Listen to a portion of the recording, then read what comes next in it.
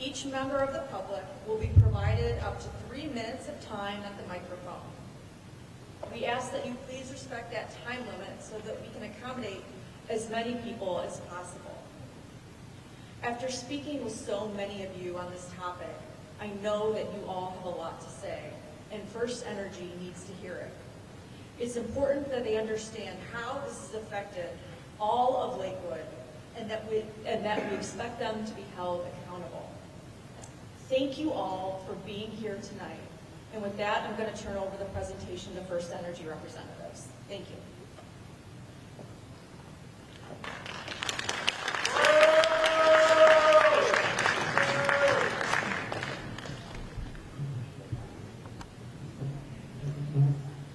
Good evening, everyone.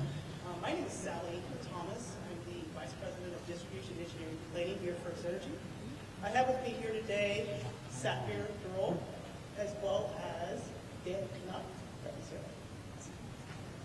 which is our Manager of Reliability. Also here with us today is our members of our customer service team. And so before we leave here today, if you have any billing questions, please make sure that you talk to them or in the lobby, you may pass them as you're coming through, entering into the facility here today. So make sure you make use of their services, and they're here to help support you. Mayor, thank you very much for this opportunity to speak to the constituents here firsthand about the plan that we're going to lay out here today. So the safety of our community and employees, reliable performance of our grid, and providing the service our customers expect are core values of what FirstEnergy strives to do every single day.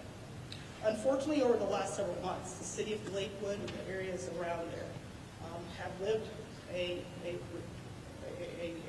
reality of several outages that do not align with this focus. We have not lived up to your expectations or our own as FirstEnergy, and that's something we're here today to say that we need to correct and that we have a plan to do so. So I'm here today to lay out an investment plan of $12.5 million that we've developed here to strengthen overall reliability, resiliency, and redundancy into the grid now as well as into the future. We discussed an initial plan of around $3 million with the mayor as well as members of her team, the council representatives, as well as the state representative here a little over a month ago.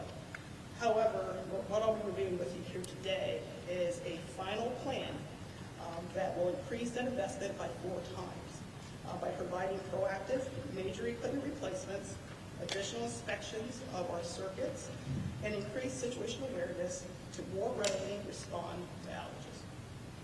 We understand that your trust in us may not be very high, and I'm sure many of you are here today have been impacted by the outages that we've had here in the Lakewood community. But we're really committed to 2 things. One is that we're committed to this comprehensive plan that will provide permanent, long-term improvements to the system. And maybe a little bit more importantly here, we're committed to earning all of your trust and providing you with the reliable service that you need and expect from us as your electric provider. So in addition to our usual regulatory required circuit inspections, we are conducting additional inspections of our circuits serving this community. This includes circuit inspections on the 3-phase of the circuits serving the Lakewood community, as well as conducting thermal inspections via a drone, as you can see on the video here today, that will enable a 360-degree view of our facilities. That drone is equipped with infrared technology, which will allow us to be able to identify hot spots and weaknesses in our system proactively so that we get those corrected prior to those becoming another system outage like you've been experiencing. So you can see our drone technician out there flying these facilities here. You may have seen them in the community. This is over here in Madison Park here in Lakewood. I can also say here that we've also been able to see some additional forestry crews out in the community. We have debris foresters that are going through and identifying dead, dying, and diseased trees to proactively get those mitigated. Again, we want to make sure that we're being proactive with trying to eliminate these facilities prior to them causing system death. In the second part of this video, you're going to see one of our crews out there actually checking voltages on the residential meter. With that here, one item that, or another item here that Mayor George is aware of here, as well as some others in the community, is that we have low voltage issues.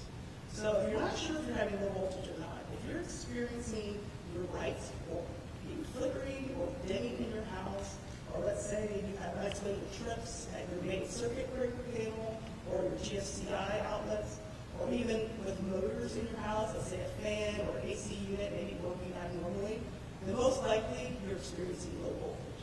And so with that here, we have identified pockets of low voltage here within the Lakewood community, and that is something that my team, Dan's team, is really working on assessing and figuring out what we can do from an engineering perspective to make sure that we're able to mitigate that. But ultimately here, I would say that if you are experiencing low voltage, I would really encourage you to call in and report that as an outage. I know most of you are probably well aware of the FirstEnergy hotline or going online and reporting outages when you have a complete system outage.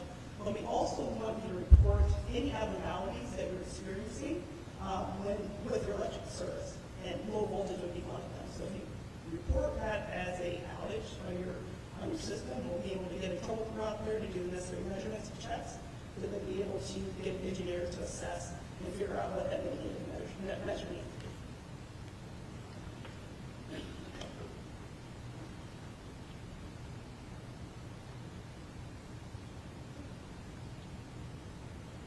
So let's get into the rest of the investment. Again, $12.5 million investment in the system. So as you're likely aware, we have two transformers at the Lakewood substation, which serves the majority of this community, in which one of the transformers malfunctioned here in May. I'm sure some of you were impacted by that malfunctioning. And that malfunction of that unit actually installed a mobile transformer or a temporary bank to come in and actually to be able to support that load while we're waiting for a permanent replacement. So to help to ensure that the other remaining permanent bank, though, is ready and able to withstand the loads of this community and the customer needs for this community, we have gone through and completed some proactive repairs on that bank, such as replacing arresters and controls. We're also going forward with actually a new pilot of some technology called a partial discharge transfer monitor. These monitors will be able to be installed on both of those transformers, both the mobile unit as well as the permanent unit, to be able to identify weaknesses internal to the transformer that may not be noticeable through normal inspection and maintenance. So that's something that we've been able to work with our industry partners to identify this new technology and actually try it here first in Lakewood so that we can hopefully get a much better idea if there's issues coming up or emerging, that we can get the necessary proactive measures taken so that we don't have a system there. Now, in addition to this, though, like I said, there's a mobile unit and there's a permanent unit. The permanent unit is not showing any signs of failures. Like I identified here, we did invest some money to do some corrective repairs on that unit.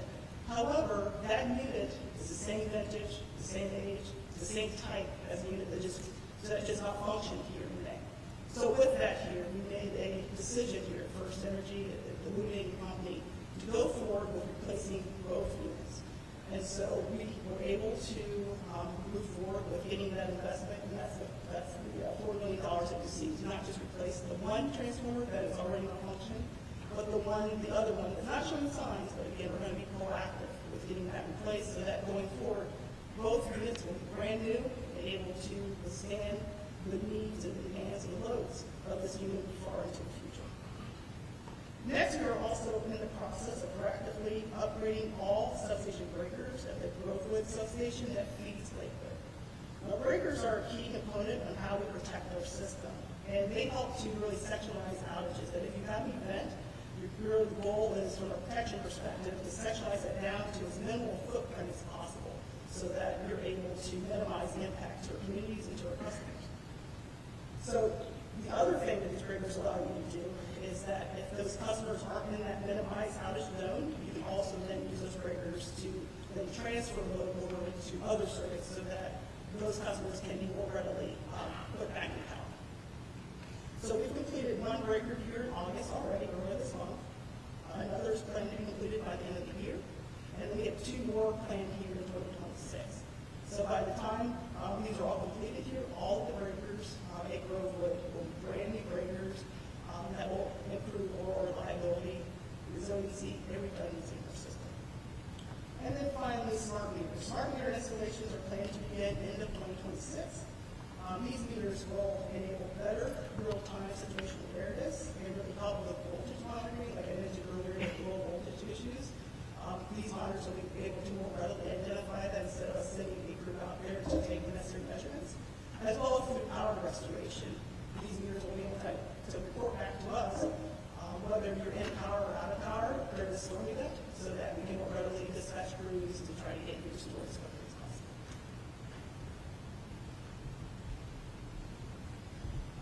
So we have a lot of upgrades planned here in the system. We have $12.5 million, but even with all these items here, we're not going to be able to prevent every single outage, right? If you have a car blast and that person runs into a pole in a car, or let's say a squirrel gets into our facilities and causes an outage, those aren't preventable due to what I just laid out in that $12.5 million.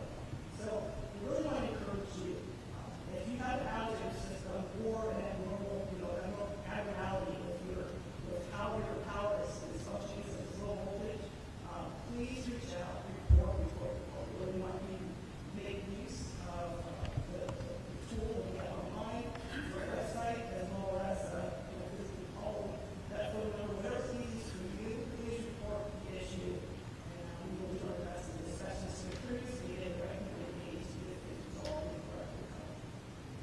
I will also say here that, again, as part of talking with the later, there were some issues that she identified that we had with the estimated times of restoration. So that's when we're expecting to do a power outage when your power will be restored, right? We get that here via an IVR or via the website, right? And with that here, there was some concern with the accuracy, the timeliness, and the transparency of that information.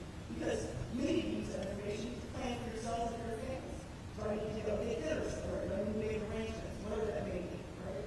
And so we took that to heart. We had a team actively analyzing that internal process, as well as the feedback we received from the community. We have our stakeholders as well as peer utilities working with us to identify best practices, so that by the end of this year, we're going to have initiatives implemented to enhance accuracy, consistency, and timeliness of that information available to the public. So that's something that we are actively working on. We've heard that concern, and we're going to get that corrected. So ultimately, we understand the frustration. We completely understand probably why you left your homes here tonight, spent a lovely summer day here in Lakewood to come in here and really talk here today.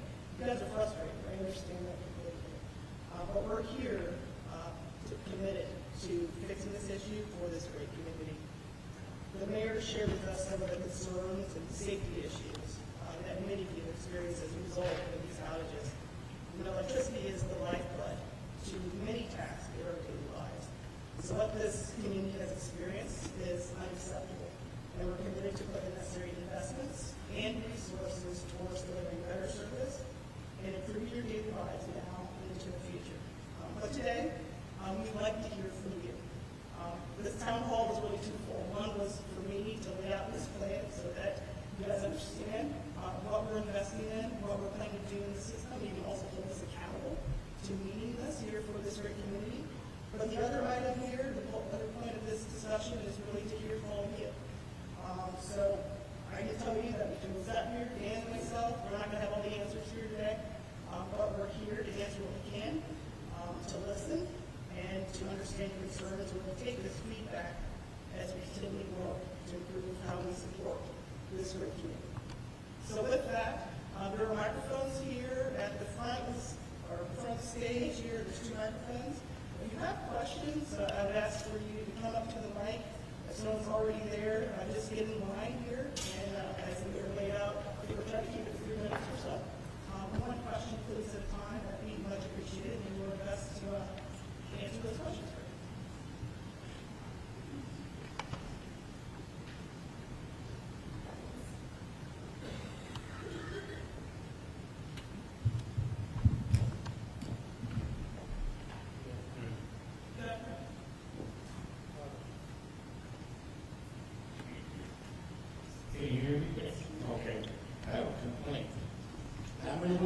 wheelchairs, so I'm handicapped. And electricity went out 3 times, and I'm in my lounge chair just by asleep at Timber Farms. One was 2.5 hours, the other was 3 hours, and a 2-hour. And I'm stuck in the wheelchair, or the recliner. And then another time, I have an elevator to take me down to the first floor, and I get on it, I go down to the halfway, it stops. And I'm stuck there for 2.5 hours. Couldn't get up, couldn't get down. If I got down, I'd fall straight to the concrete. I couldn't get up, because there it was. I couldn't do anything. So I'm sitting in the elevator there, a little wheelchair elevator.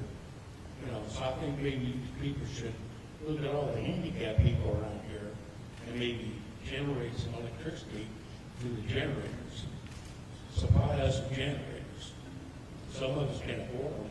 I can't. So I don't know if you can or not. So that's it. So I think the question was, given your commission here, that could we supply generators? Sure. The single community, right? Right.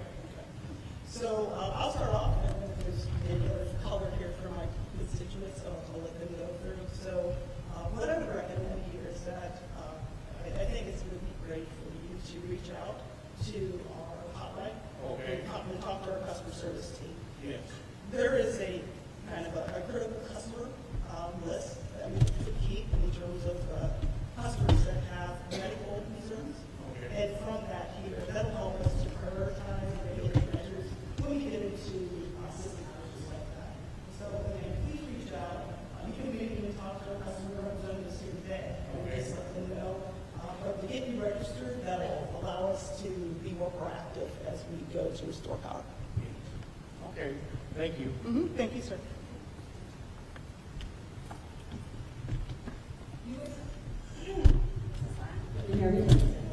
This is just a question about one of your slides, the distribution of the funds. You referred to 12 million or 12.5 million, but maybe I'm wrong, but the math didn't work out. 5, 9, 10.6. So it's 5,000 per unit. Oh, okay, okay, sorry, my mistake. I was just trying to understand the distribution. Thanks.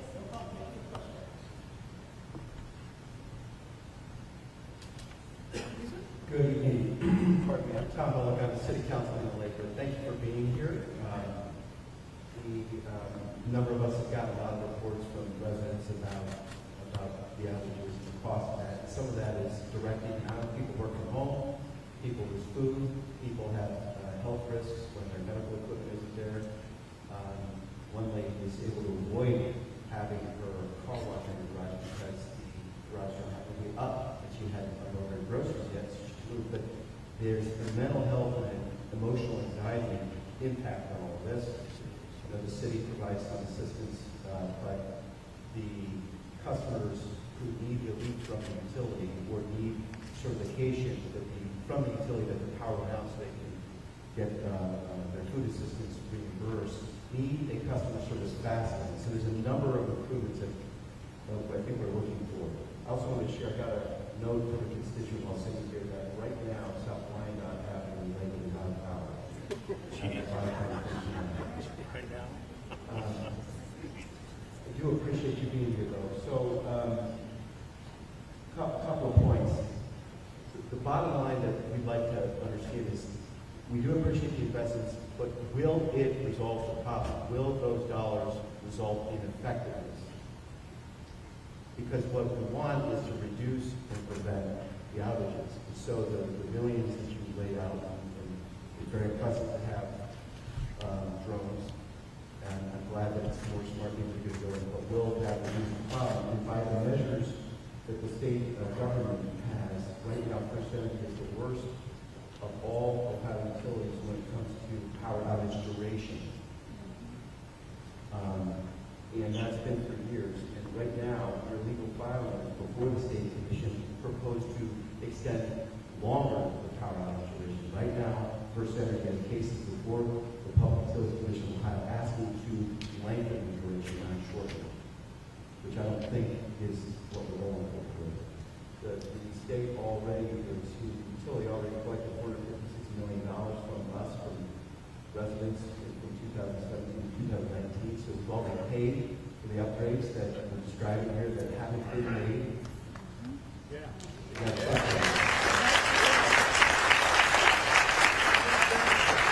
So there's a certain amount of urgency that you're hearing from those of us in the community.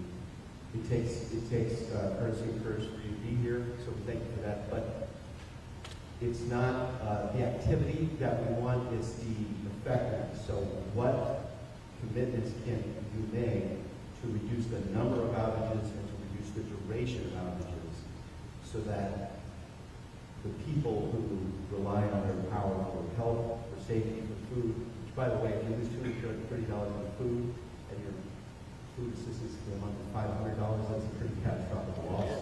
Sure. So that the time of the destruction is reduced or prevented, or if it happens, that it's mitigated and the emergency response is swiftly effective. Yeah, so, my mic, can you hear me? No. Can you hear me? No. About now? All right.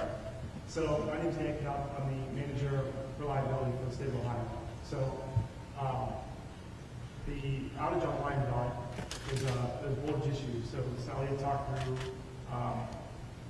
us as engineering going out and taking spot checks on different areas when we get calls from customers. The outage on line dot is us replacing a transformer and changing some connections on a pole mounted transformer to improve the voltage and correct the voltage to that area. So that was an issue that we identified today. We have crews that are working now to resolve that issue. So we're separating some of the load on that transformer by installing a second transformer on an adjacent pole to help provide additional capacity in that area and resolve that problem. So that's why. So it's not necessarily a planned outage, but it was part of activity that we have to do by de-energizing those homes to replace those connections. The duration question that you had, that's part of our reliability standards filing that we have in front of the Public Utilities Commission of Ohio. So we have filed that. It's currently with the Public Utilities Commission for negotiation and settlement. So what you said is correct. We have filed based on our historical performance, and we're working with the commission to negotiate those timeframes. And we expect to have a result at the end of this year as far as a stipulation on that filing. But that was part of an obligation that we had to file that reliability standards filing with the commission this year. So we're complying with the stipulations that we have from our regulators. Well, thank you for that explanation. The compliance with state standards is not what I'm asking about. It's what's the bottom line for the local residents here. And so the state may say one thing, but we're asking for a higher standard, which is prevention and a return on investment that we pay for. I do hear and I appreciate man being here explaining the investment. But can this be the first of many such communications? Because it won't do any good if we only see them in another 8 years. Sure. Yeah, I would say that we are in much better communication with the mayor, first team, as well as the council members. We may get them to observe or over office so that we need to hold us accountable. Right? Hold us accountable. We're not letting this plan to do and to routine it, and we want you guys to question us. We also want to make sure that we're making good statements and communicating progress to the mayor so that she can then bring that out to the communities. If things are not working in the way that we believe they will work, we want to let them know, good or bad, right, what's going on, so that we can be transparent with how we're progressing. Because that's key, right? Again, this community is us better. We are committed to do better, and I think that that's why we're here tonight. We're here to provide that statement, provide this plan, and for all of you to be able to hold us accountable. Thank you. With all due respect, I would ask you to communicate better to our residents, because the solution I get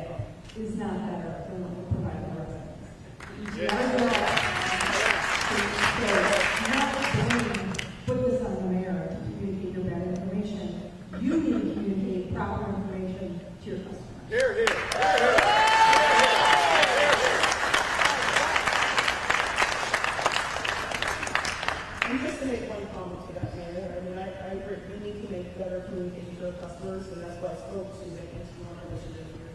That is a key piece of information that most of you use here when we get into things like this, whether it's short term or long term. That ETR is the critical information to all of you.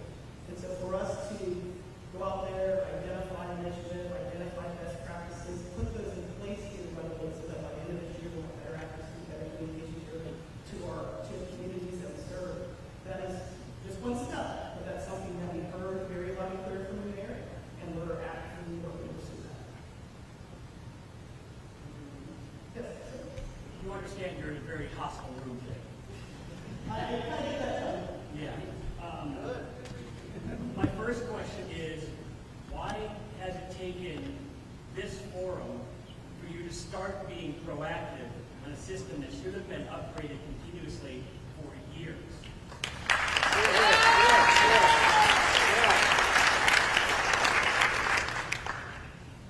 Again, forgive me because I'm still kind of bitter about the whole HB 60 thing. I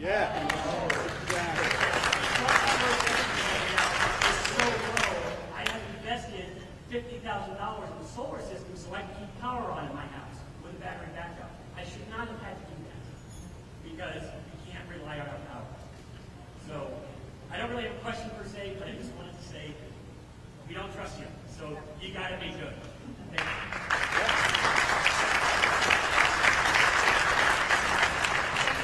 First of all, for all the previous questions that helped answer some of my questions. I'm wondering where the money's coming from. Our rates are already so high. Are there any chances of rates ever coming down again for us, for electric, for all of our utilities here? And does Lakewood have an aggregate program? We used to have a NOPEC, that's more for the city, that question, to help us with that. If we don't, that might be one thing to look at.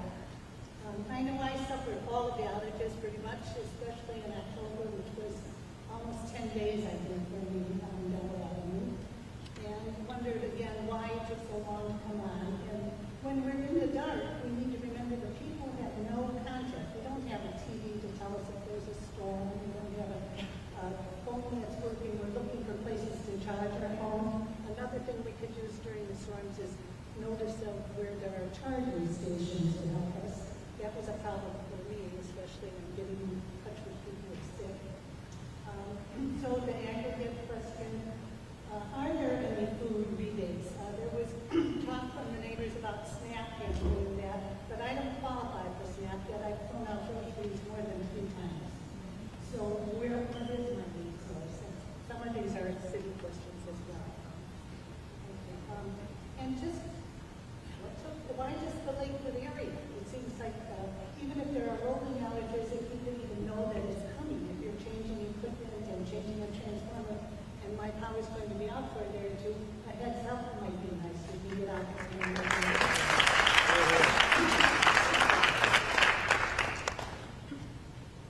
So, Lots of questions. still a lot of questions. I'm trying to tell you about that, but I'll do my best and you guys can keep me honest. So, first off, in terms of the $12.5 million, where's that money coming from? Right, that was your first question.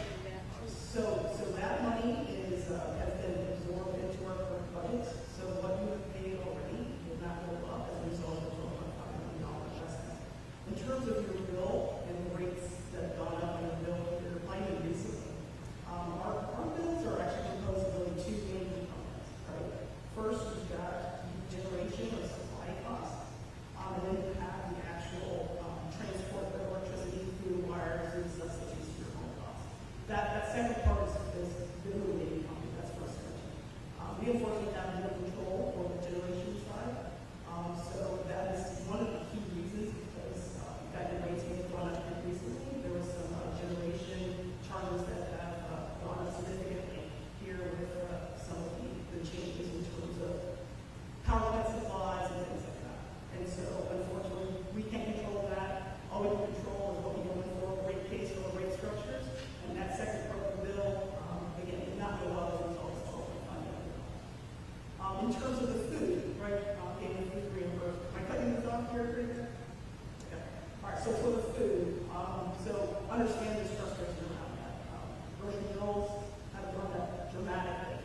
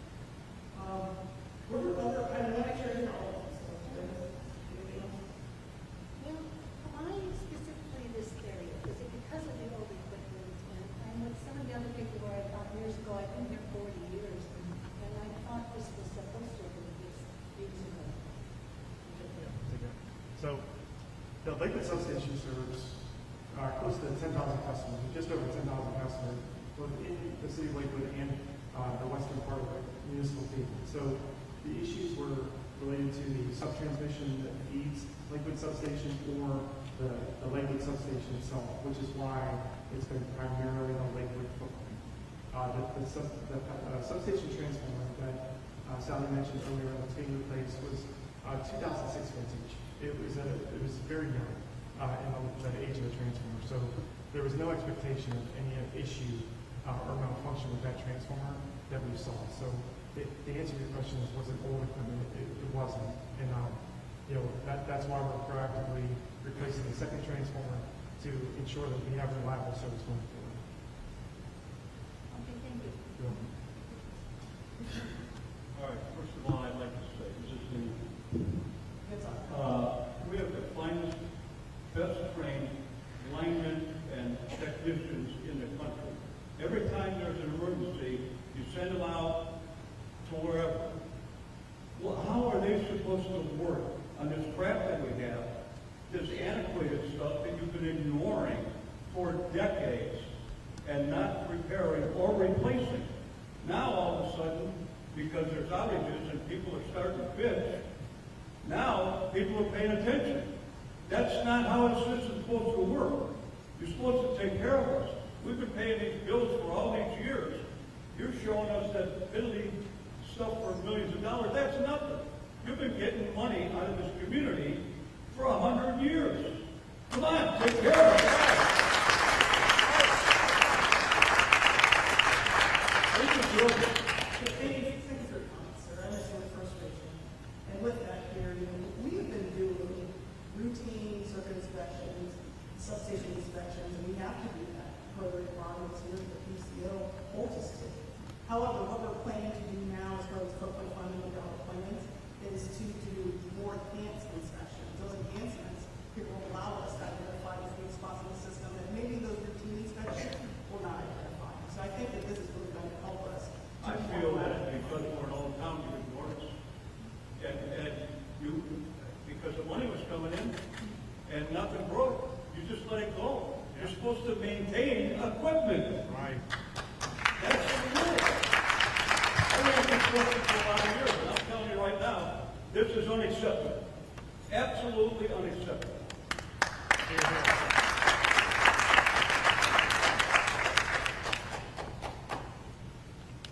Talking about maintenance, we are Lakewood. We have lots of nice houses. Why? It's not just the city required us to do that. That's because all the residents in the area, we put in effort to maintain and repair our houses. Why haven't you done the same? Why haven't you done the same? Don't tell us the equipment is old. Even the equipment is not old, the maintenance and repairing should have been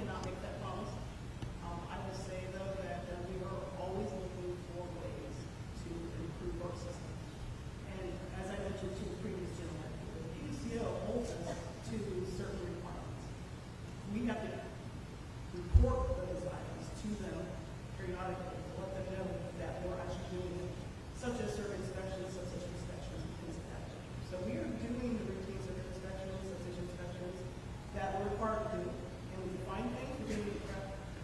However, again, for this community, it hasn't been given yet. And that's why we're investing $12.5 million to do the necessary investment, do the necessary system upgrades that this community deserves. And we'll get We earn it. We don't just deserve it. You earned it, yeah. You earned it, you deserve it. And that reliability and resiliency you should have in your system. And that's what we're here today. Then how about having at least every 6 months to have a meeting like this to listen to us? How about you advocate to change the tariff so your mistake, intentionally or not intentionally, will help us to get our food, medical expenses reimbursed? How about that? Very well. We can definitely work with the mayor and this community to... Not just the mayor, the whole Ohio. You guys can hear me upstairs. Is that better? Yep. Okay. Yeah, we can, yeah, you can hear me well. You just can't hear me. But we can definitely commit that we will be in communications with this community to let you guys know how we're progressing, give you updates. If things don't go as planned, right, if you have additional outages, we're going to communicate what happened, once we identify what that cost was. So all those things are things that we communicate to the mayor and to her team that we're going to do. All right, now we are hearing you. You are all accountable for that. Don't just put the communication to the mayor and put the pressure only on the mayor. We all partake in that activity. If you do not do the job, then maybe you should be out of this area. Thank you. I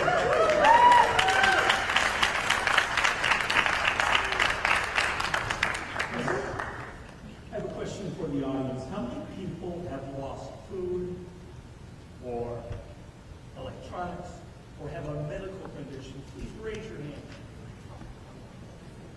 You see this? There's a lot of people here that have lost thousands of dollars. We pay our bills on time. What do you do if we don't pay our bills? What do you do? You shut it off, right? Yeah. Why can't we get our money back? A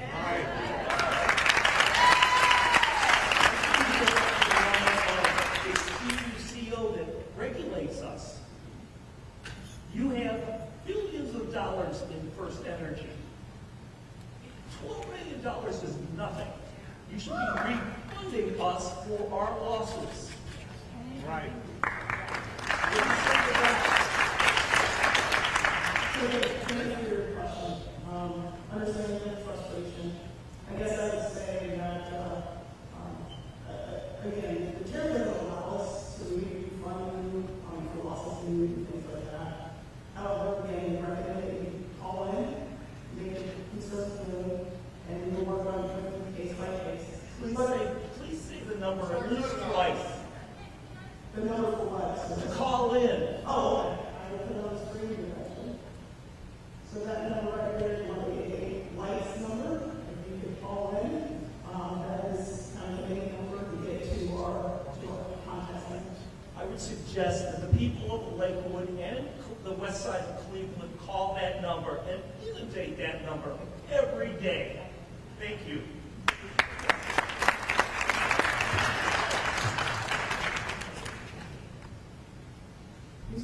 Yes. You know, I was talking with my wife about the big blackout that happened. The blackout that hit the entire East Coast, all the way to Fort Wayne, including Toronto, Canada. And that blackout, those problems that created that blackout, happened right here. FirstEnergy's fault. Then there was the near meltdown of Davis-Bessey.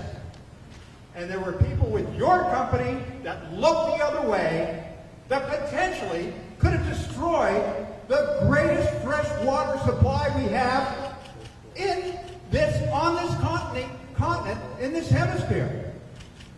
Then, House Bill 6. Over $60 million stuffed into the pocket of the Speaker of the House household. $60 million. And then a bill passed that picked our pockets. That gave you guys, what, billions of dollars. And then you say that, well, we're going to spend what, $6 million or something? You know, I don't recall the figures exactly, but it's certainly paltry to the money that you've taken from us. How do you even expect us to trust what you're going to do? How are you going to be held accountable? And don't put it on the mayor. You need to pay for some independent inspectors. And the money needs to be given to our government for a change so that Megan and our government can hire inspectors and watch what you're doing. Because we don't trust you. You're all look pretty. You all look very nice. But we can't trust you. You paid our politicians to screw us over. What are you going to do? Let us hire inspectors to keep an eye on you because that's needed. And one more thing. I don't know what this story is about why you can't compensate us for what we've lost. You know, some law. How about if you go to your CEO and say, you know, our core, part of our core, part of our core philosophy is to take care of people, is to, provide the greatest service. Well, you're failing on that core service by not compensating us for what's happened. And one more thing, no more rate hikes. No more rate hikes for the next 10 years. You owe it to us. Now, what are you going to do to really make us trust you? What? So I will say that us being here today, right, in front of this group of passionate people that are rightfully so frustrated, we're here to lay out a $12.5 million plan that will allow us to proactively invest into the system. Again, no one's all rate increase. This is all money that we're absorbing based on what you've already paid. And so we're going to be going. We don't believe you. We need more money. Thank you.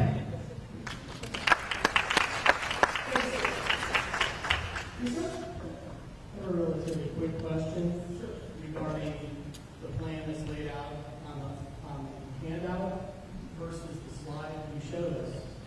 You showed transformer replacements, and if you're just reading the slide, you're led to believe that that's going to happen relatively quickly. Why is it going to take up to 3 years for these transformers to be replaced, when in the meantime, something could happen, something catastrophic could happen, which would keep you from doing that? Why isn't this happening sooner? So, good question. Why are the transformers going to be replaced sooner than 27? On the handout it says 27, it says 27, 28.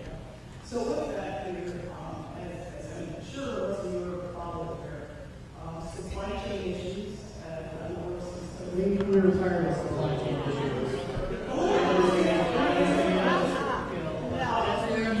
So our transformers are usually, when the time we order them, the time they get delivered on site is 4 to 5 years. We were able to use some production slots that we've already identified to repurpose them towards Lakewood so that we can expedite getting these into the system.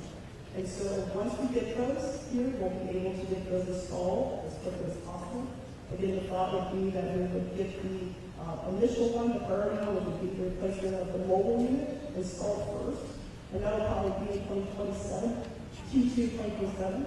And then shortly after, we're anticipating the second transformer to be installed. So that's really the long and short of it here, but we were able to expedite it here a couple of years because of our repurposing of those available production slots. It's an awful long time to wait. Transformers are a complex piece of equipment, so they do take some time to develop. However, they are American-made transformers. These are made in Virginia, so that will hopefully be able to get us some American products in here for a little bit.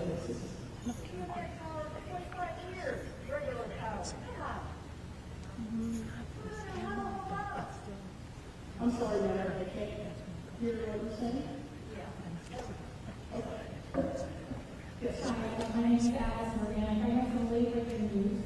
There is now a power outage in Lincoln Park. Just Albert. So we have, while we've been here, we're reporting to 3 power outages. And I've been standing here waiting, hearing all of this very heartfelt thoughts from the residents here, and trying to figure out what I'm going to say. I don't know that you should have in your speech up there that your commitment to us is by having this meeting. That is not a commitment. That is the least that you can do to help us achieve this. You are going to stay in your part. And I'm going to ask this question, and I know you're probably not going to answer it, but how did we get here? I have not heard that answered once. I have heard many excuses. I heard that old transformers, new transformers, all of this is above our pay grade. That's your responsibility. And I have a statement that I'm going to make, but I'm going to leave you with this question, and I hope that you can answer it. How did we get here? And I want a straight answer if you're able to do that. But so far there has been nothing other than you understand our frustrations. And I don't know if you have power outages where you live, but I don't know that you really are understanding that. And I'm going to tell you why. I'm standing up here representing myself. I live on St. Charles Avenue, which has gone out. I don't know this, you're wrong. The gentleman who just up here also lives on St. Charles. It's gone out like 6 times. And that's just unacceptable. But I also work at a local nonprofit organization that provides affordable housing for older adults. We have a property manager sitting right here. And we had 455 people during the tornadoes without power for 5 days. We had generators, thankfully. We were able to provide fairly reasonable accommodations to give them a decent place to live. We have another building in this, in Lakewood, so we have over 600 people who are older adults. You talk about a critical list of people, customers, who we should be, calling up saying, hi, we're vulnerable populations. You should make us a priority. The apartment building, the Westerly Apartments, was one of the very last buildings to be turned on during the tornadoes. You do not prioritize vulnerable populations. It was the very last building to be turned on. St. Charles was the last street in Lakewood to be turned on. So I really ask you, when you say you understand our frustrations, think about the vulnerable populations, the older adults who do not have the ability to just, to light a candle and make fun of, have dinner on the floor and, make the best of it. Health issues. Food. They don't have a lot of income. They have to throw out their groceries. Low-income residents who work 60 hours a week to keep the lights on, and you're saying that you cannot reimburse us for lost food. That is not a big issue in my house. It sucks. It's terrible. But it is horrific and life-changing for so many of our residents. I also encourage you to stop saying that you understand our frustrations because you don't.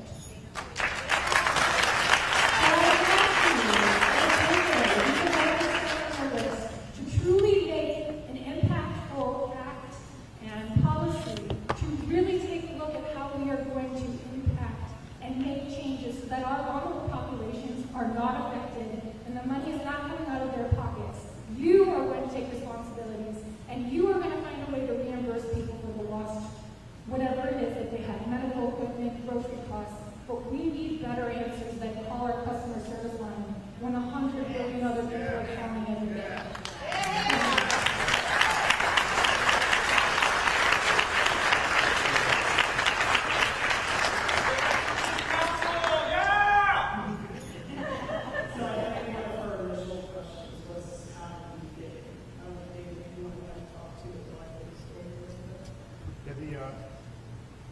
The major outages were, there was two problems with the same transformer in Lakewood substation. One was in December, and we did make permanent repairs to that and put it back in service in February. That affected all 10,000 customers during that outage. That same transformer, as Sally said, mentioned, had a full malfunction that we needed caused it to be replaced in May. So that was 2 of the major outages that affected all 10,000 customers. We've had a couple other equipment issues throughout the territory on the sub-transmission system that serves Lakewood, which again affected all 10,000 customers. So those permanent repairs have all been made, and also the reason why we're doing the drone inspections on the poles with the most connections on the sub-transmission poles. That's where the wire transitions from underground to overhead. Those are called riser poles, and also the switch poles throughout the sub-transmission system that feeds not just Lakewood, but areas in the whole west side of the aluminum company. So those efforts are going into proactively identifying weak spots on the system. So we are in front of it now. We do recognize that there has been discernible patterns that have developed, that we have made permanent repairs, and we're proactively inspecting with additional equipment and newer technology to get in front of and proactively replace other weak spots that we may have on the system. And I think the other item you mentioned was around commitment. Again, my commitment to all of you here, FirstEnergy to all of you, is really twofold, right? They kind of mentioned that in the comments. One is commitment to this comprehensive plan that we laid out here, so I'm going to work with the best. We're going to do that for this community, and if additional needs to be done, we will work on doing that as well. The other commitment is to return your trust. I know that there's no trust in us in this community, and we're here to talk to you directly, get the questions from you directly, and work on what we can do to recover that trust. So, completely understand the frustration when we say that. I have elderly parents myself that have been out of power for days, and working with them to make sure that they're healthy, that they get meals and all that good stuff is something that you have to work with your family to do so. So I get that. But again, we're here to make this move to this community and they're going to trust. So, not only do I live in Lakewood, I also manage the Aldi here in Lakewood on 117. And for anyone who doesn't know, it's one of the busiest stores in this area. I service over 1,000 customers daily. And when we lost power and refrigeration due to the power outage multiple times inside of 1 week, that job is already stressful enough as is, managing that store, managing over 20 people, and managing over 1,000 customers a day. But then when the power goes out, we don't have generators, so we have to pull all the product and put it on refrigerated trucks. And when you run a store with that level of volume, it takes at least 3 refrigerated semi-trucks to load that up, and several more hours beyond what I'm paid for to work. And it caused a lot of undue stress for myself and my staff. Many of them thought about quitting. I thought about killing myself and ended up in the psych ward for a week. And I know you're not paying my hospital bills. You're not going to pay the grocery bills for all the people, the thousands of people that lost the ability to shop on that one day or the multiple days that we lost power. So I don't want your corporate response. I don't want you to feel my frustration. I really don't care. Just do better, get it right, get it fixed, because I want to service my community and make sure that they have groceries to take care of themselves.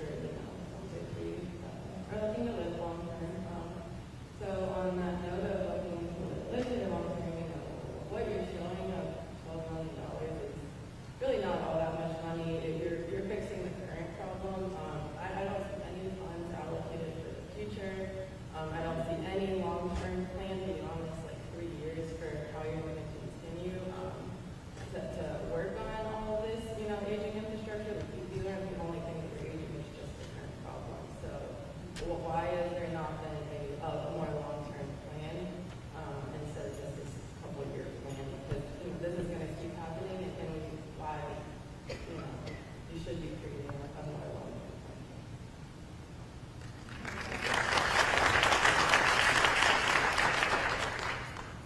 So what we came here to communicate was the short term, what we're stating, these are the problems that we're seeing. It took us, deep delve, and these were the problems that we want to fix right away to get the reliability that we expect to provide for you and the reliability that you expect. We're also taking a deeper dive across all of the system here to see what is a long-term plan, so that as we develop and formulate that, we will communicate and, not just for yourself and for the rest of the residents that we serve. And it's not a standard thing to do in your industry to create these plans. I guess, I work in aviation, we create, 20-year plans consistently for the airports on, when they reach this mark, this is what we're going to do. But why is that not something you do in your industry? Like, why do you not consistently have these plans for if this happens? This is what we do. Here's where we're getting these funds allocated. Why are we waiting until it's a problem and then we're coming up with a plan?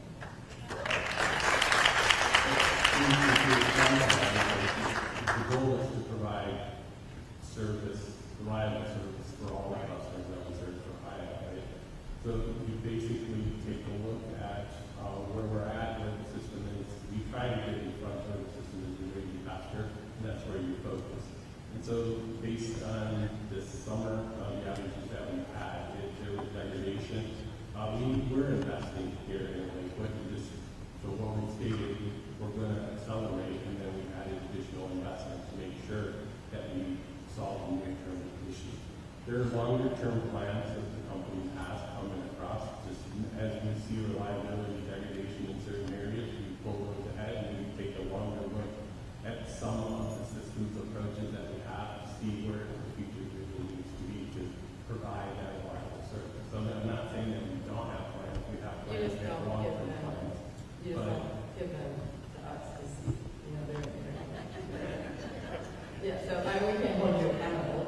Aviation wise, we put them out to the community so everybody can be held accountable. Like, if you have these plans, why can't you turn them over to us so we can see what the plan is?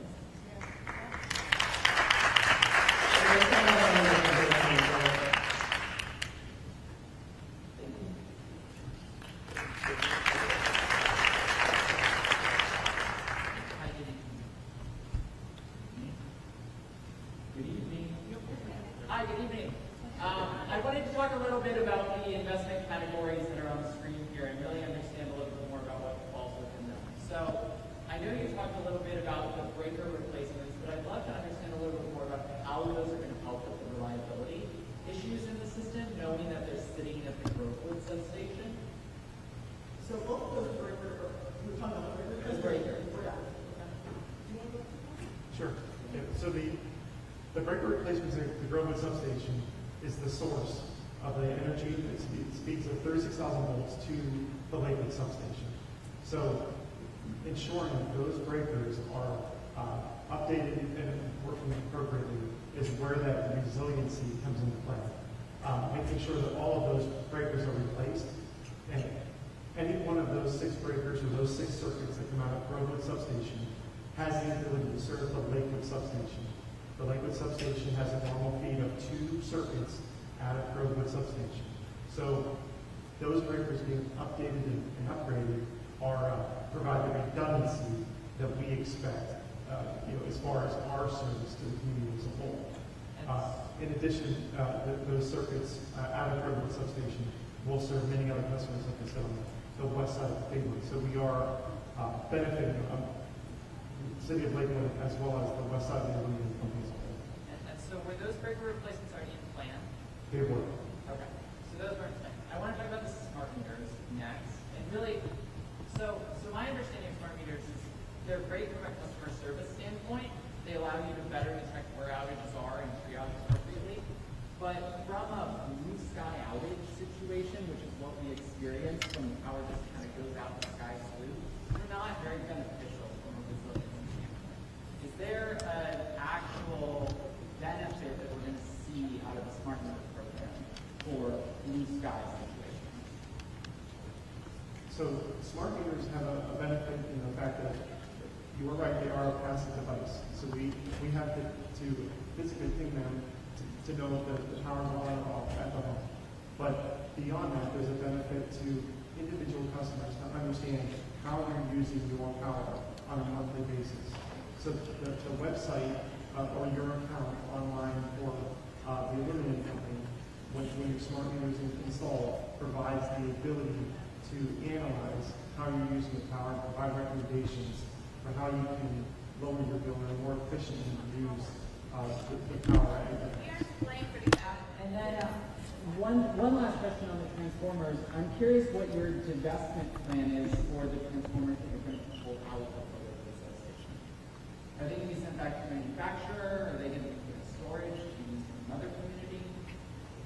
So the one function, and like the scrap, we do have areas that can rewind these transformers, so maybe that's an option if we actually get it out and kind of do some further analysis with it. But most likely a price scrap. The other one that's in service right now that we don't see any issues with, we're just going to go ahead and replace it. Most likely they'll probably use it as a spare, just in case, right, we have any other issues in the system. And then the other thing is one that I make sure that you're aware of as well, is that we're also going to be putting those partial discharges from monitors and local districts. Those are retroactive transformer monitors that we can put on, and again, it really looks at the internals of the transformer, identifying any kind of issues that we may not be able to get through normal analysis that would be external to the transformer. So that's something that we're really excited about. We're looking at how it performs here in Lakewood. We have some really high expectations here based on those departments we've working with and what they use on their systems for potentially using that across our territory. Again, retroactive, it sends information back to our necessary asset teams so that they can identify those issues and they can get resolved prior to actual figuring out. Yeah, so I appreciate it. I guess what I'm seeing here is that really what we're looking at is a $2 million incremental investment that's being made in the community. I'm seeing programs that are in plan have maybe vague reliability benefits. And I think I echo my previous neighbor in really challenging the company to work with us because I think we're willing to be at the table to actually figure out where the distribution grid should be going. But what I'm seeing here is kind of a menagerie that's not really actually going to solve all of the problems in a comprehensive way.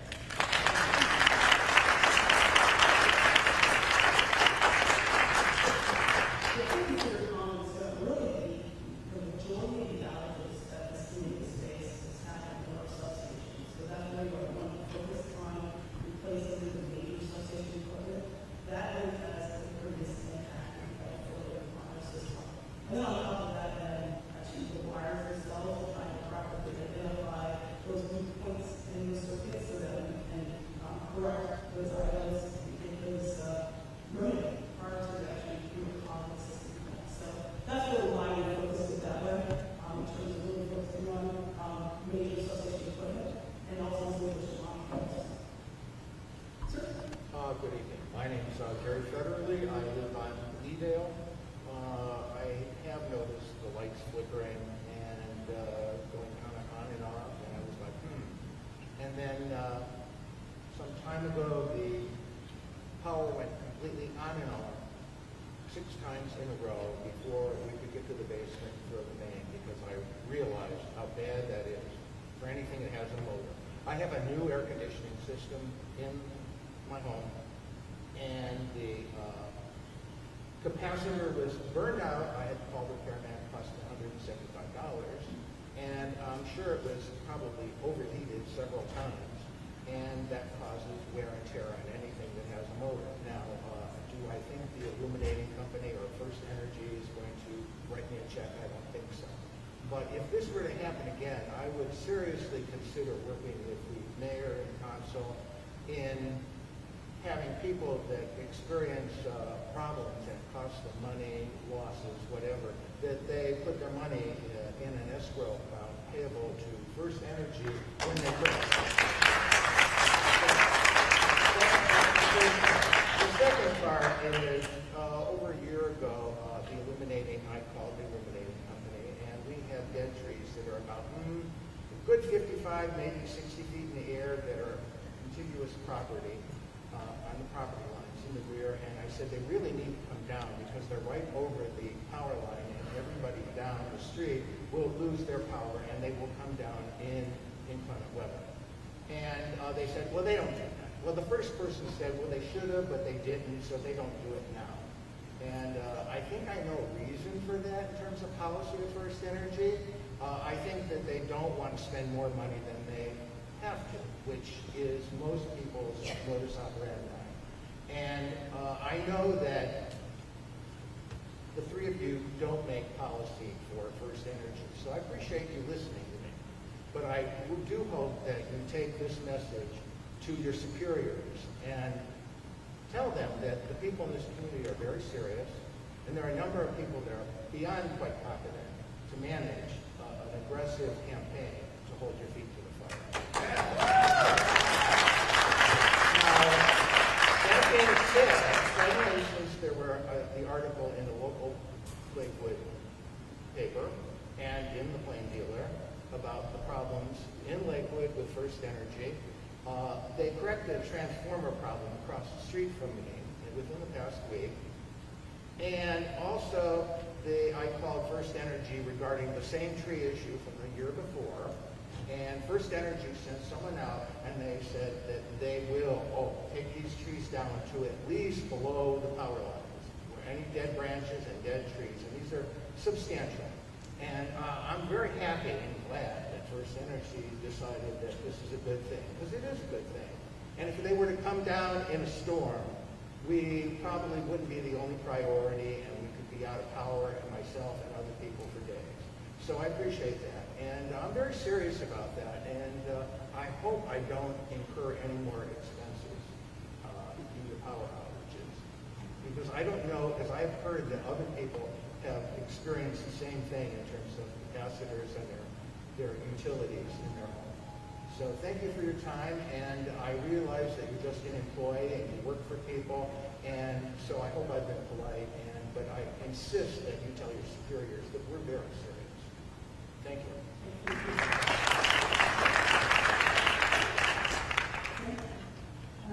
I'm going to do yes and all those comments out there.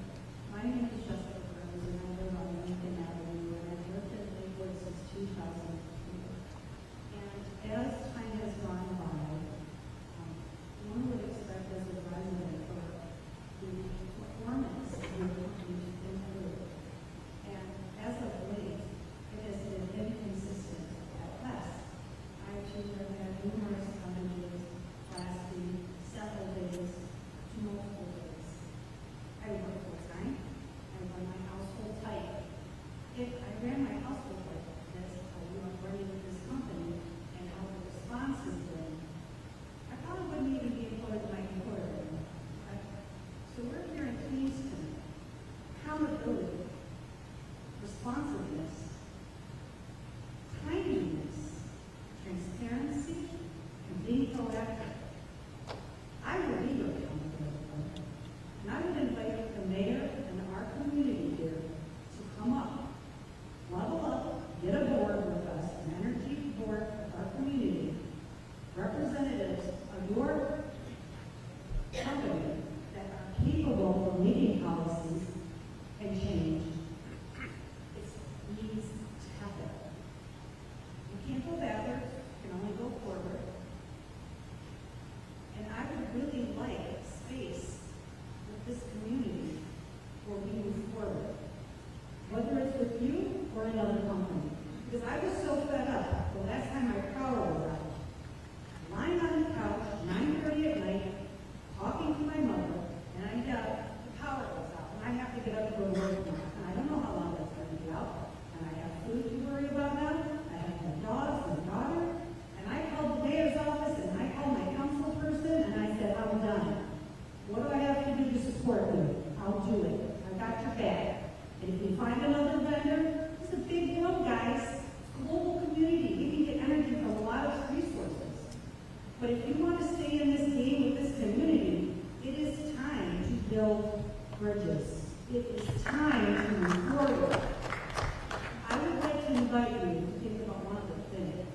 I graduated from CASE, their executive MBA program in Lakewood, and they have a process called the Appreciative Inquiry Process. It is a positive, generative way of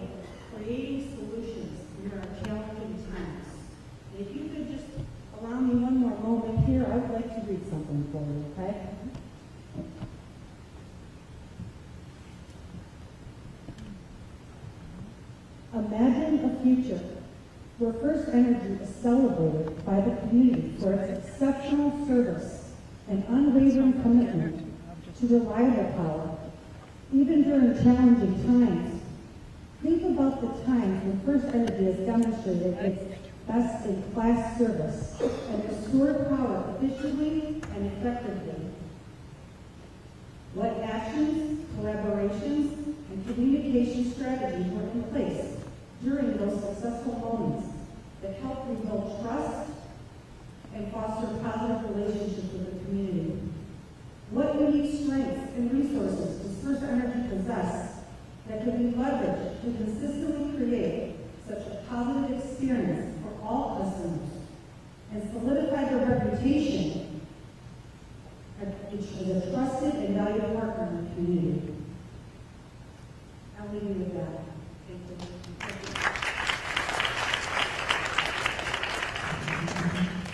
Good evening, and thank you for coming. I've lived in Lakewood for 27 years, and for the past 2 years, I have had more power outages, and I've seen more of your trucks throughout the city than I did in the first 25 years.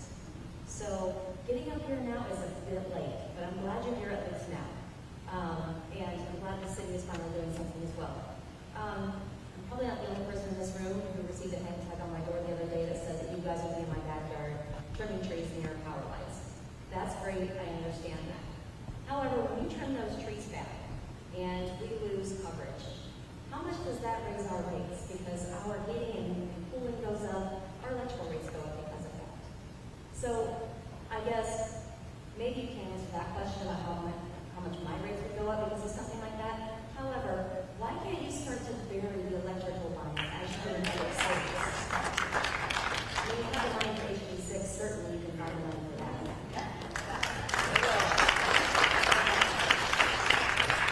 That's a great question.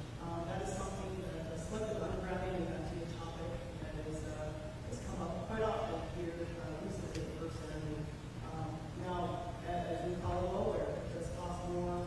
And also, outside of cost, when you add an outage, and you do have outages in the underground, and eventually it starts deteriorating just like any other facility, finding that outage takes more time, right? So there are some drawbacks to it, but it is something that we're looking at from a company perspective, that there may be situations in our communities that may benefit from doing things like underground. Not everywhere, because we want to make sure we're using get the best bang for the buck for the investment of into our system, but there may be opportunities for us to do stuff in areas that want that. Are you considering Lakewood specifically?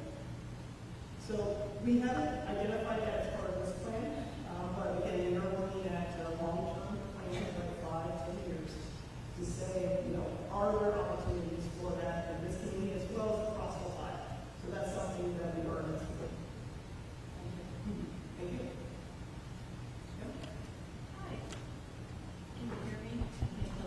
Hi there. That mic is not as good as this one. Let me angle it down a little bit and move it challenge.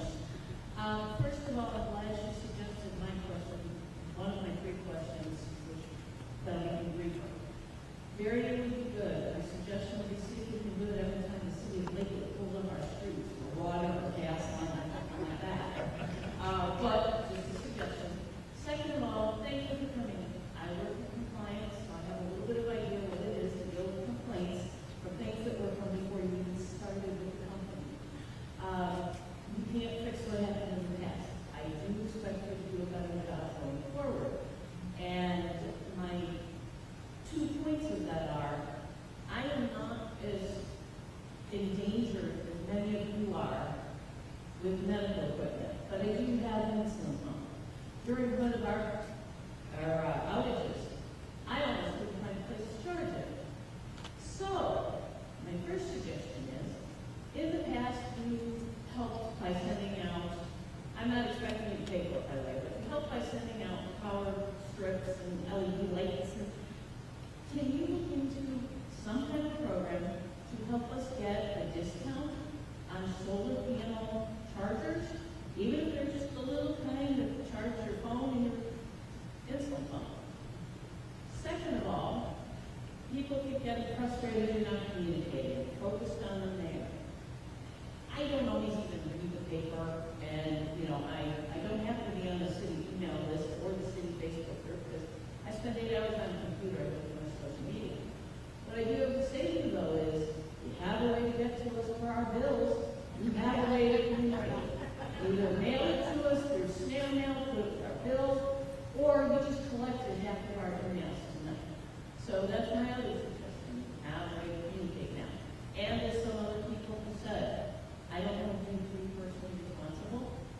do expect that your CEO gets the message.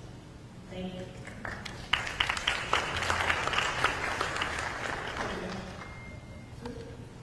Hey, my name's Tom. We first moved here to Lakewood 65 years ago. So we've seen a lot of changes.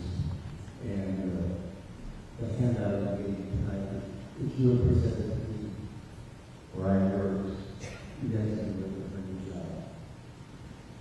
And I'll tell you why.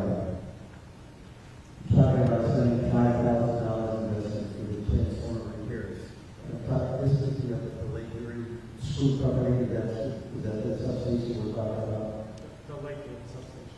Is that the one on Athens? Okay. The transformer replacements, you don't have any extra transformers sitting around. When I ran the Justice Center, the first thing I did, I bought 2 motors for every motor and engine in the building. And I had an ignorant county commissioner say, why the hell do you need 2 of these things? I said, well, you're familiar with Boston Hardware, a lot of people here. They don't carry these kind of motors. It's 1,125, 200, 300 horsepower motors that we use at the Justice Center. You folks should be having a replacement. They're ready to see what's ready for it. Let's look at your, it's life, used to call it life cycle, I don't know what you call it now. But you really should have extra transformers someplace in your system. If you don't have it here, they got them. And we talk about, you know, the rules of the PUCO. I'll tell you, I'm cynical and old enough to know that it's pay to play in Columbus. And you folks have to deal with a lot of problems with the PUCO. And, you know, Rendezvous, he made his bed and he paid for it. Householder made his bed, he's paying for it now. But it's back on us. We're the ones that have to live through this. For the first time in 48 years, I have a 4-cylinder lighter in my living room, a lamp, that I never had to have before because the power keeps going out. I mean, I go to bed at night, I don't know if we're going to have power in the morning. And my wife is on, has to have some kind of electrical device to do hard part that she has. You know, you people have to be a little bit more sensitive. And I know you don't make policy. And the guy making policy now, he makes something like $27 million a year. So we can make a few bucks less and help the people in the city get it done and improve.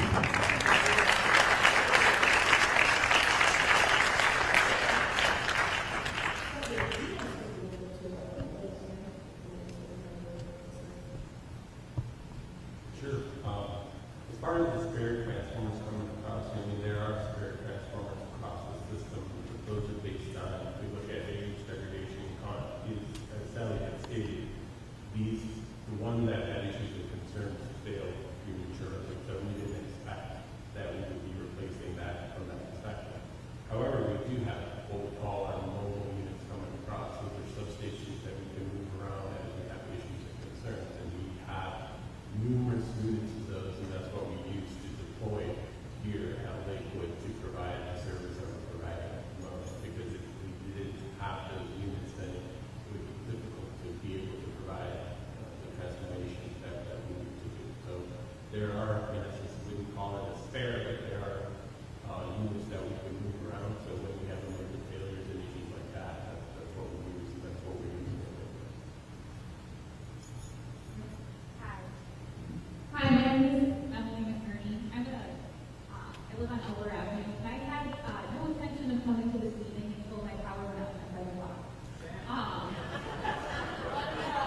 Our councilman just got up and said, oh, I just got a text. The power is out on my side. And you were able to say, we're doing transformer repair, so we had to de-energize some of these houses. Why, as someone whose house was affected, did I not know about until the councilman came up and asked. That wasn't a planned outage. That was a result of issues that we had to do with. So, Sure.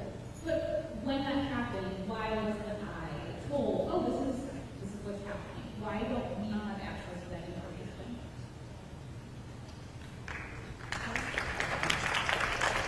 So we were very, very easily able to say, oh, this is what's going on. Why do you not get that perspective? Oh, I'm doing this one repair. yes, that process is like a reverse IVR, which is what we need, right? It's an interactive voice recording where we have to put together a list of customers that will be affected. We use those for planned outages, tree trimming, things like that. That does take time. It takes hours to put together. And the repairs to fix that transformer. That's acceptable. You knew about this work, so why would you that work done before? Or just even on the website. If I could look on the website, you could say the power is out from here to here because we're repairing the transformer. Even that transparency would be helpful to me. And obviously, I don't want to speak for somebody here, but I want to say that that's part of the input that we're taking as far as that enhanced IVR system that we're developing that's supposed to be out at the end of this year. You know, helping to communicate with the customers. You know, because we have heard this frustration and complaint come across. So we are developing a way to better provide that information. So we just don't have a place for it. So again, I think to asking, I think the question was, why don't we notify, right? Well, again, this wasn't a planned outage. It was a result of this work. It was unplanned. We were sitting trouble after us to speak to identify what's going on. But they didn't do the necessary checks to try to identify that cost, right? And to validate that cost, so we can do this at this point. From that, then we'll be able to assess the right reason and do it correctly, right? So that process, may not like to hear, but it does take a little time to do that. That's what the analysis and those checks. So you're not going to get that immediately. Now, if that issue was a prolonged outage, then that's when you go through the website or through the lights number, report that outage, and then put it into the system so that they can send you information once this ETR is established. And again, the ETR process, we understand there's room for improvement there, right? And that's what we're working on, improving that so that we have better accuracy, better information provided to our customers by information. Yeah. Questions to go, where I have to go after I make a complaint. FirstEnergy warned of aging infrastructure at least 4 years ago. Why, as any sort of transformer, blew prematurely, but why weren't those replacements or anything being made? No, it takes 4 years to make a transformer. Why weren't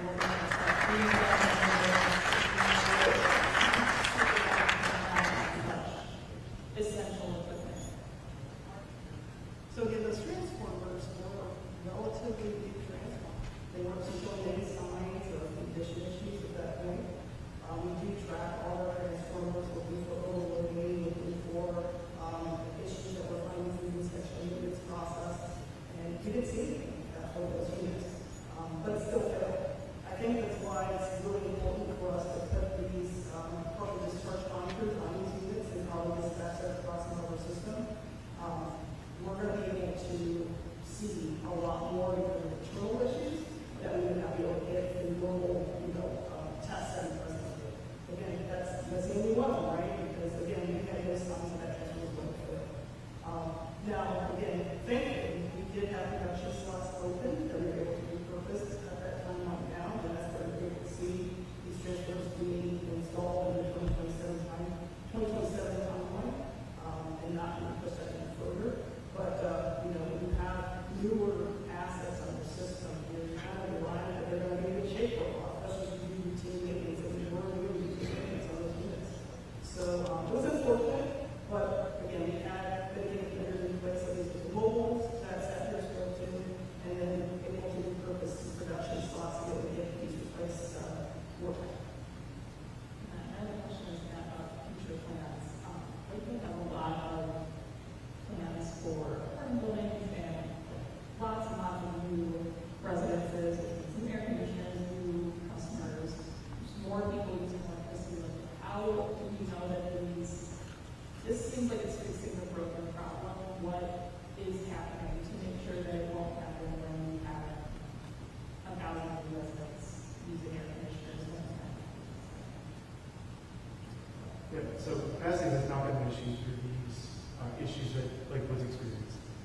We have an entire department within engineering that does look at the long-term plan. I know that was one of the questions earlier. It looks at the long-term plan, capacity, load growth, residential, population coming into the areas.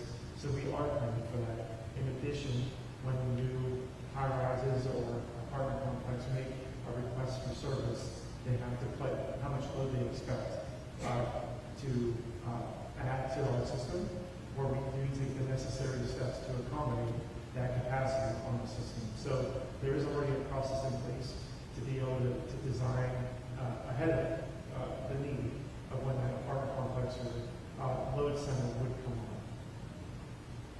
My last comment, just a personal one. I think it is an obscene request to access the whole new composting. I work from home, I live there, I have twins at home, I also have a freezer full of personal. It is not on my mind to be like, oh, my electricity went out, I need to call this number or make sure that it's out there. It's not on my mind that I have so many other things to deal with when the electricity goes out. I do not feel like it should be our job to hold the accountable for something that is essential. No, No, I understand what you're doing. Really what we're trying to say is that we want to be transparent with you as to what's happening in the system, what we're planning to do for the next couple of years, so that if we don't do it, then you can come after us, right? One of those things. So that's what I mean by going out. And that we have made a commitment to this community, all of you, to the mayor, to the state representative. We made a commitment that this leadership is focused on doing the work that we just laid out here today and to improve this community. So that's what I meant by that. So then what happened? How do you? Well, there was a recent PUCO complaint here this spot, right? I mean, so there's definitely means of filing complaints, and the PUCO is a regular entity. Definitely, come and do things to work with us to try to hold us accountable for all of the communities responding to that. So that's how you do it, right? But again, hopefully we don't have to get to that. We are again committed to investing, doing the right work, and adjusting the plan we need as we go through the next week.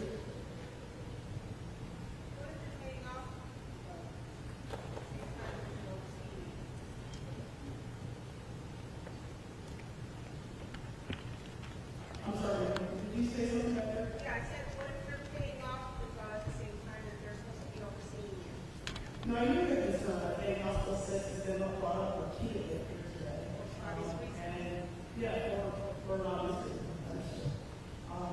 Now, I will say that honestly, I can't say too much about hospital six just because there are legal proceedings still ongoing. However, the leadership at FirstEnergy has changed dramatically since that's happened. As well as the state commission.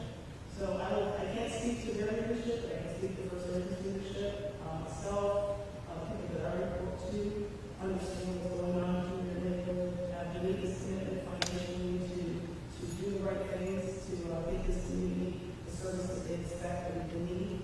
And I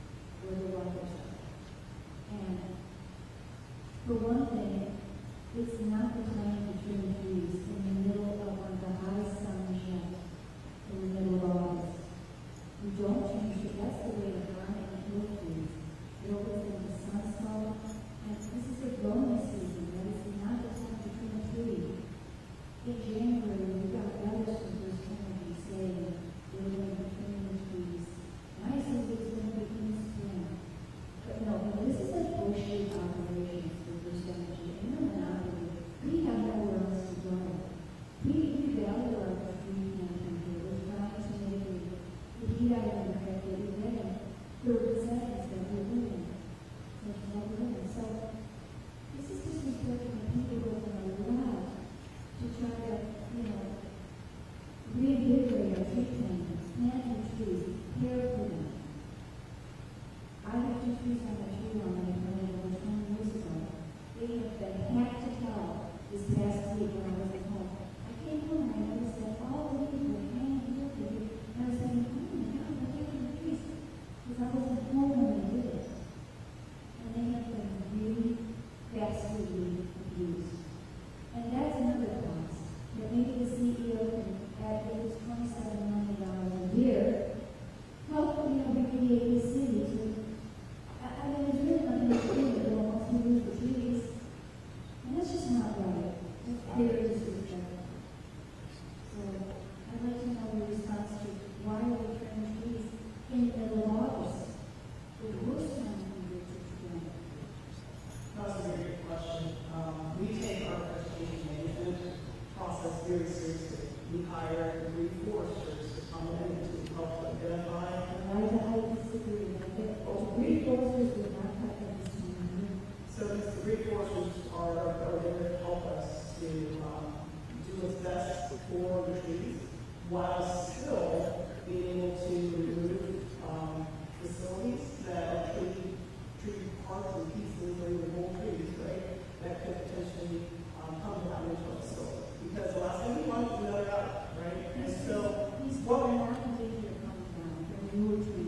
So what we were planning to do here, at least as part of this process, is that we have a foresters going around looking for disease, dying of dead trees.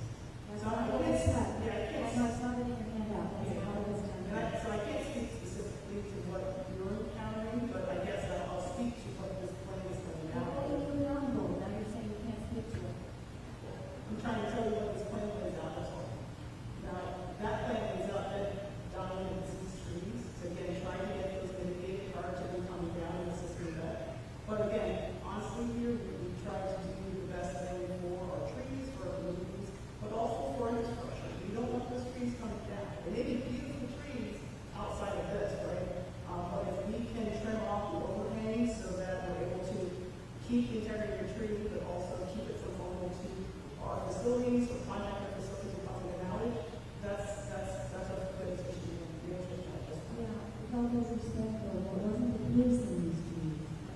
It really wasn't. They're not our trees, not the fallen ones, none of it.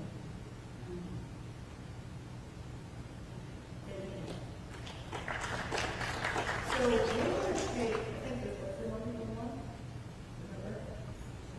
So we're going to take 3 more questions here because we do need to wrap up here today.